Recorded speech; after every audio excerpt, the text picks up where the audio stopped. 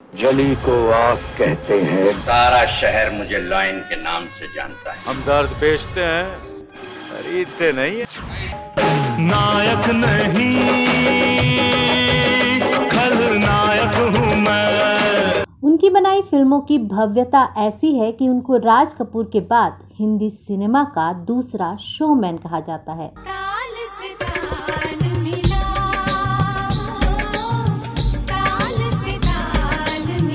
इस फिल्मकार ने बॉलीवुड को न सिर्फ सफलतम एम नाम की फिल्में दी, बल्कि उन्होंने बॉलीवुड को एम सुपरस्टार भी दिए। मीनाक्षी शेषाद्री, माधुरी दीक्षित, मनीषा कोइराला और महिमा चौधरी को रातों रात सुपरस्टार बनाने का श्रेय इसी फिल्मकार को जाता है। चोली के पीछे क्या है, चोली के पीछे, चुनरी के नीचे क्या है। पर क्या आप जानते हैं कि इस दूसरे शोमैन पर रेप का आरोप है? क्या आप जानते हैं कि इस पर अपनी अधिकांश हीरोइनों के साथ कास्टिंग काउच करने का आरोप है? और क्या आपको ये भी पता है कि जिन हीरोइनों को इस फिल्मकार ने सुपरस्टार बनाया, उनमें से कई हीरोइनों ने इसके साथ दोबारा काम नहीं किया।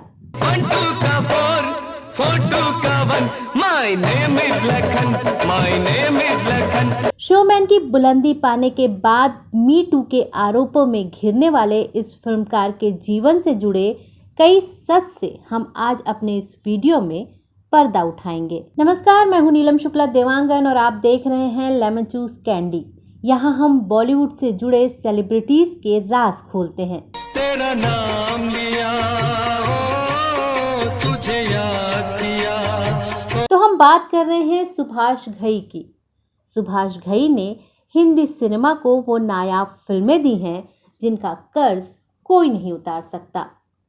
न उनके जैसा कोई सौदागर है और ना ही उनके जैसा युवराज।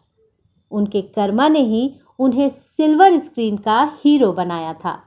लेकिन आज रेप के आरोपों की वजह से कभी राम लखन बनकर फिल्मी पर्दे पर राज करने वाले घई लोगों को खलनायक के रूप में नजर आ रहे हैं। नायक नहीं, खलनायक हूँ मैं। सुभाष घई का जन्म नागपुर में एक साधारण परिवार में हुआ था।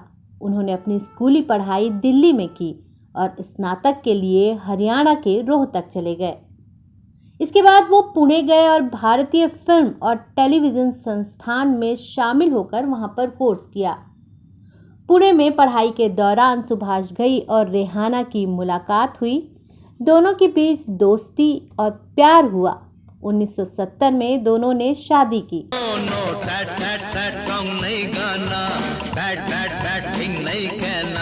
इसके बाद रेहाना ने धर्म परिवर्तन किया और मुक्ता बन गई। ये बात बहुत कम लोग जानते हैं कि सुभाष घई का करियर बॉलीवुड में एक अभिनेता के रूप में शुरू हुआ था। जी हाँ, उन्होंने 1967 में आई फिल्म तकदीर और 1971 में आई फिल्म आराधना में छोटी छोटी भूमिकाएं निभाई थी। एक हसीना थी, एक दीवाना था। पर ऐसा नहीं है कि उनको बतौर हीरो कभी फिल्में ही नहीं मिली। हीरो के रूप में भी उन्होंने उमंग और गुमराह जैसी फिल्मों में मुख्य भूमिका निभाई। दो दिल मिल रहे हैं मगर। जब सुभाष घई को एहसास हुआ कि एक्टिंग में उनका करियर ब्राइट नहीं है, तो उन्होंने फिल्मकार बनने का सोचा। 1982 में उन्होंने अपनी फिल्म निर्माण कंपनी मुक्ता आर्ट्स लॉन्च की और तब से अपने बैनर तले कई फिल्मों का निर्माण किया। पर मुक्ता आर्ट में सबसे पहले बनने वाली फिल्म थी कालीचरण, जिसमें शत्रुघ्न सिन्हा ने अभिनय किया था। ये फिल्म अपने जमाने की सुपरहिट फिल्म रही।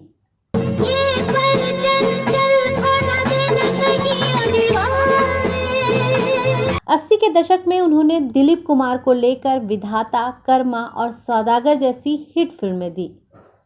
साथ ही उनके खाते में हीरो, राम लखन, त्रिमूर्ति, खलनायक, परदेश जैसी कई हिट फिल्में हैं। बड़े दिनों के बाद मिली है ये दारू, ये दारू, दे दारू। सुभाष घई ने बॉलीवुड को एम सुपरस्टार दिए हैं।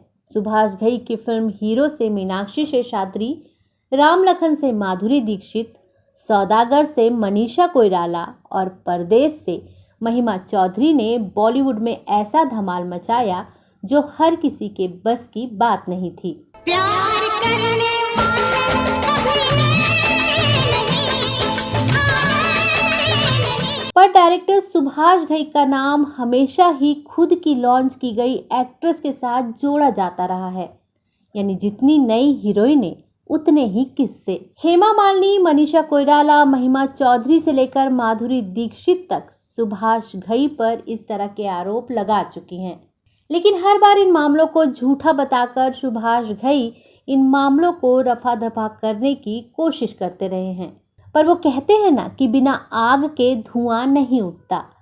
आखिर क्यों घई के साथ काम करने वाली अधिकांश हीरोइनों ने उन पर ही आरोप लगाए हैं? तो चलिए अब आते हैं सुभाष घई के उन काले कारनामों पर जिसके चलते उनके सुनहरे करियर पर काला धब्बा लगा है, और वो धब्बा है कास्टिंग काउच का। तू मेरा जानू है, तू मेरा दिलबर है। ऐसा नहीं है कि सुभाष घई ने हमेशा नई हीरोइनों के साथ ही ऐसा किया।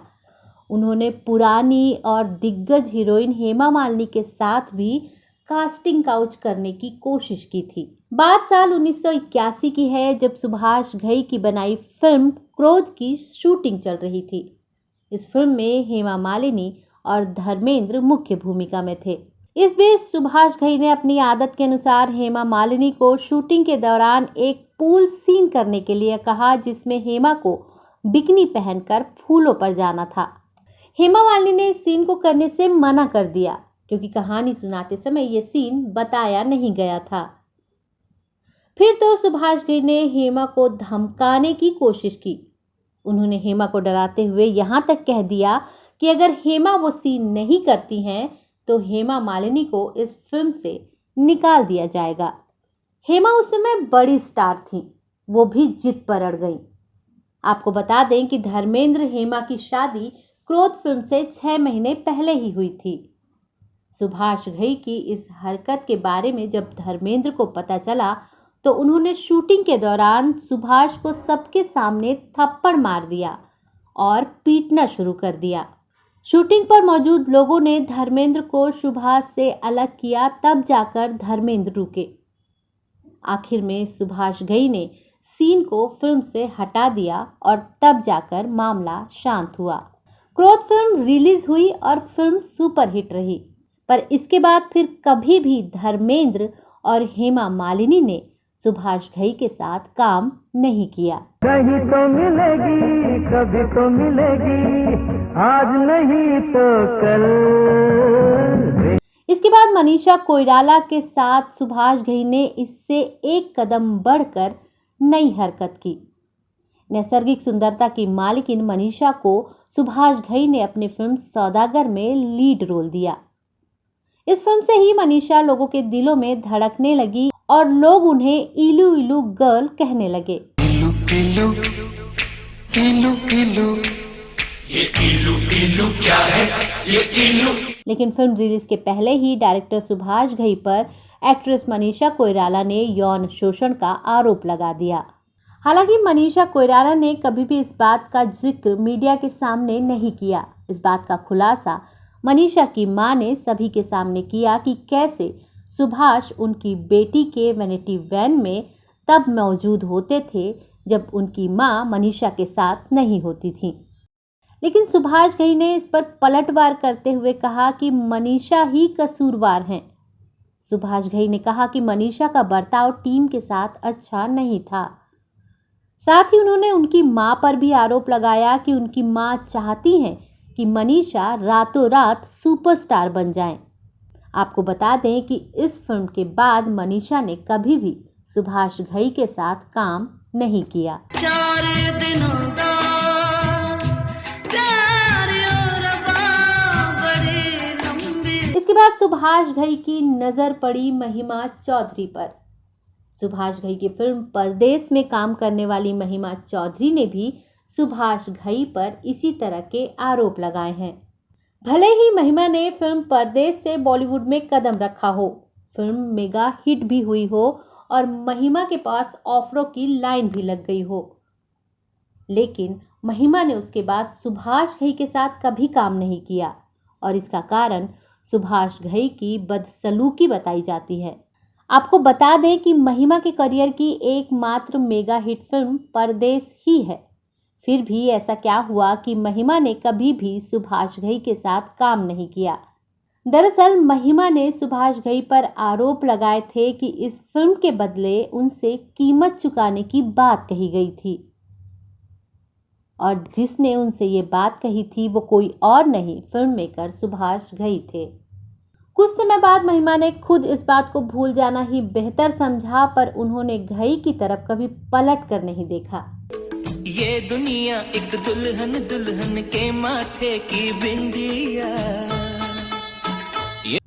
इसके बाद 2010 में तब सुभाष घई के खिलाफ एक बार फिर से कास्टिंग काउच का जिन बाहर निकला, जब एक इजरायली लेखिका रीना गोलान ने अपनी किताब डियर मिस्टर बॉलीवुड में लिखा कि सुभाष घई ने उन्हें फिल्मों में काम दिलवाने के बहाने यूज करने की कोशिश की थी।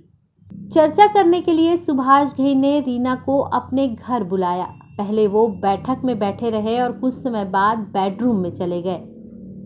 रीना ने अपनी किताब में साफ तौर पर लिखा है कि सुभाष घई ने उन्हें कहा था कि वो उनके साथ हम बिस्तर हो जाएं तो उनकी पूरी लाइफ बदल देंगे। हालांकि सुभाष घई ने अफवाहों का खंडन करते हुए कहा कि उन्हें ये याद भी नहीं है कि वो कभी रीना गोलान से मिले भी थे या उन्होंने कभी उनकी किताब पढ़ी थी।